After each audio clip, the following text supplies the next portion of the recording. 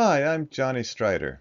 This video discusses essential features that make distributed governance possible within voluntary groups. We'll take a look at some well-known DAOs and draw a distinction between machine DAOs and human DAOs, and look at the use of social promises in distributed governance. Social promises are an essential part of deciding cases in human DAOs, acting as a substitute for centralized sources of rules. For more details, see the Basis of Decision video in this playlist. After watching this video, you'll improve your grasp of the practical workings of human DAOs and how you can extend your practice of conflict resolution to members of these DAOs.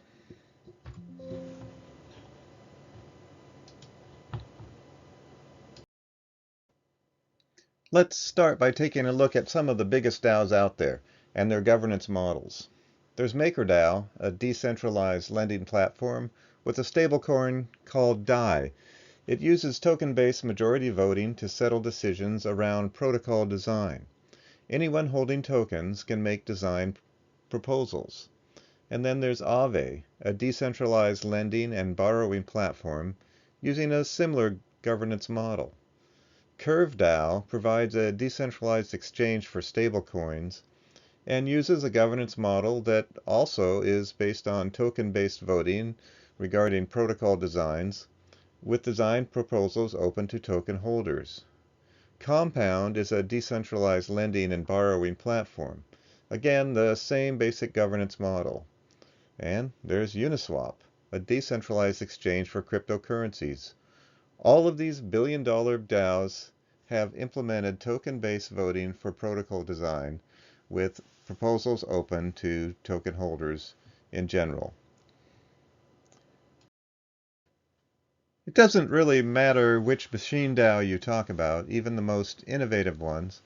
They can all be characterized by governance based in token-based majority voting regarding design of a computer network protocol, and an ability for any token holder to float proposals for amending those protocols.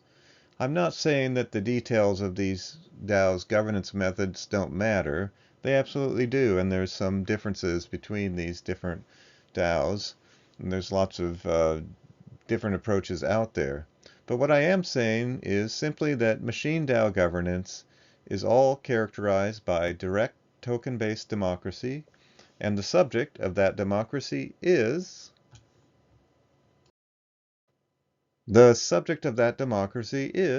they are all rules for robots, computer network protocols, as I've said. These governing rules do not control humans but machines, achieving a human effect to be sure. These networks can do amazing things to supply human financial needs and have circulating tokens in the billions. But the governance protocols do not rule society in the same way as traditional governments. We can see this easily by watching what happens when things go wrong. I'm not going to go into all the hacks, bugs, cheats, and exploits that have afflicted DAOs in the last decade. Here are some of the more famous ones. You can look them up if you want to know the details and find plenty more. The point is, DAOs may be built for machines, but they are built by humans. When lots of power or money is at stake, as in the crypto and DeFi worlds, people will find the holes that allow them to grab money and control. Real people suffer, and the people who built the networks that allowed the harm are at least partly responsible. If the hack is big enough, someone will hold the builders and promoters of DAO networks responsible for harms that occur. There have been many lawsuits by investors, users, and regulatory agencies. Even just holding tokens might expose you to liability as a general partner in a DAO, liable for every harm or regulatory violation that the DAO causes, if you can be identified and sued. The point is that while the creators of the DAO define the computer code that the network of machines operate, relationships between the creators, users, investors, and other humans who interact with each other via the network is governed by the rules of whatever legal jurisdiction these people find themselves subject to. Most of us take this for granted and don't give it much thought. Obviously, national court systems are not organized as DAOs. They are centralized and often answerable to a single Supreme Court, as in the United States federal system shown here. So what? The structure of a society is revealed by its laws and methods of enforcement. Machine DAOs, such as we just considered, have a limited scope. Their decentralized peer-to-peer nature does not extend to the people who operate and use these DAOs.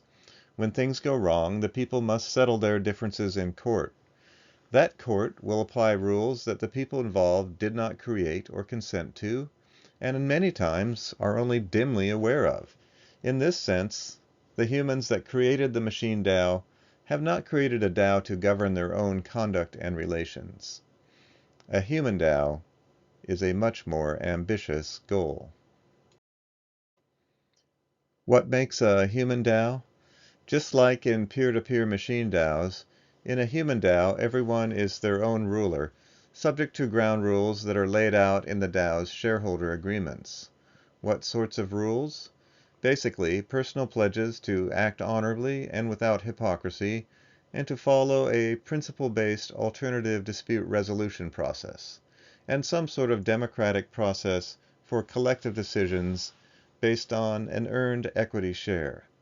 With this foundation, obligations of the parties to other DAO members are determined by their mutual social promises and agreements. Relations between members are primarily in each member's control. Being autonomous, members retain ownership of their own assets and can license their assets to a pool in exchange for a royalty share or other benefit. Like a machine DAO, a human DAO is a cooperative organization formed by autonomous, equally privileged units. Is a human DAO possible? Yes. We have the power to rule ourselves if we give up the idea of ruling over others. It's not illegal in most of the world, maybe all of the world, for a group of people to organize themselves according to DAO principles. Nearly every legal system allows for private contracts and private settlements, and these are all that is needed for a DAO to form. Of course, organizing a DAO for business without considering the legal and social context that the DAO operates in may cause unnecessary risks and needless consequences. Certain infrastructure needs to be in place to protect members of the DAO from legal liability and malicious attacks. These are the mechanics of the human DAO, the structure that is needed to make a society capable of good order without concentrating power into centers susceptible to corruption or capable of leading whole nations astray by the errors of a few. Every member of a DAO having these elements is free to live by their own conscience. We'll go through each item of infrastructure in turn. If you do not choose a form of legal entity for your DAO, one will be chosen for you. You might not like the choice. A naked DAO, one in which is without an entity formed by its founders, is at significant risk of being treated like a general partnership. If you hold a token with voting rights, you could be personally liable for wrongful acts of your fellow token holders. Nobody with much to lose will want to join. The DAO pretends to be an entity because it is easier for the government to deal with a fiction than with actual people. As was said in the latter days of the USSR, we pretend to work and they pretend to pay us. So the DAO pretends to be a legal fiction or an arrangement of legal fictions, and the government pretends to know how to govern it. Even more important, all the shareholders sign the same agreement that sets up the governing structure of the legal entity. So the entity, be it a corporation, LLC, or LLP, or some other type of state-recognized entity, issues shares or member tokens based on a metric of contributed labor as determined by the entity's chosen algorithm. Startup funding is provided by convertible loans from shareholders to prevent concentration of ownership in a few well-funded people. Why do it this way? No federally regulated investment contract is created in this scenario. More fundamentally, big-moneyed investors are excluded from control of the DAO. Voting shares are not transferable. Moneyed interests can participate by making loans or purchasing a right to receive dividends from shareholders. What they cannot do is gain control over the collective assets of the DAO. Confidentiality. That's what this slide is about. Members of the DAO aren't forced to promise to keep one another's secrets. But without that, close friendship is not possible. Without it, you can't earn a credential proving you are someone who can be trusted. Not that you can't pass information about others along.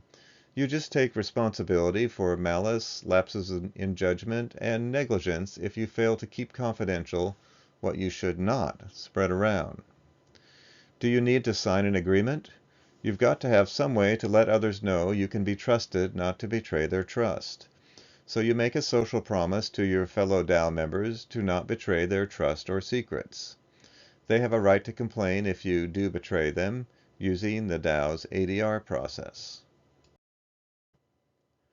With very limited exceptions, no one in the DAO can sue another member for problems related to the DAO.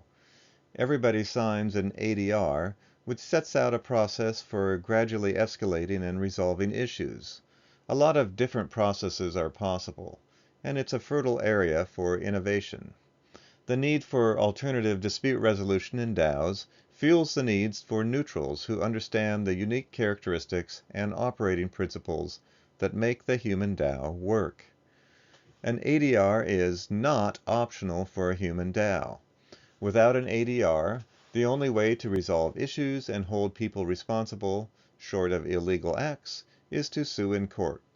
When you are in the courtroom, you are not in the domain of the DAO. You are in the domain of rules made by politicians, judges, and traditions. The dark golden rule applies. They who own the gold make the rules. In truly distributed governance systems, everybody is their own ruler, subject to minimal ground rules that are laid out in the DAO's founding agreements. The obligations of the parties are determined by their mutual contracts and agreements. Everybody promises to act honorably and without hypocrisy. The basis for decision is under the control of the litigants. These are essential elements of a human DAO. Mediation and arbitration in the self-ruled DAO does not rely on a centralized system of lawmaking. Instead, parties to a disagreement bring their own social promises and credentials to the case, and from these the neutral derives a rule of the case. Also, the process for dispute resolution can vary from case to case, depending on the neutral that the parties select to hear the case, using a process acceptable to both parties. All of this rests on a simple principled foundation. All have equal power and responsibility for their own conduct. All are responsible for violating their own integrity, and non-hypocrisy, meaning no one can demand performance of a social promise they are not also bound by. These principles, understandable by any 5-year-old child, underlie interpretation of every social promise and contract. A neutral for a human DAO must understand how to apply the basic principles of the DAO in an equal power context, and settle cases on the basis of the parties' chosen social promises and agreements. Voluntary order can't work at global scales without some form of reputation system. Without it, you can only do business with people you know personally. But with reliable reputation credentials, you can enter into transaction with strangers without relying on a central authority to rule over everyone. It's not that your past haunts you through some immutable promise slate. It's that you can earn a good reputation and repair a damaged one using privately issued, verifiable credentials. Redemption is always a possibility. Nor are you forced to wear negative credentials like a badge of dishonor. There should be no central registry of reputation, so you can be in control of who you show your credentials to. What you can't easily do in a secure system is present false or misleading credentials. Secure identity wallets and other cryptographic systems will make assuming a false identity for defrauding others nearly impossible. What are human DAOs good for? Anything that organized humans would like to do.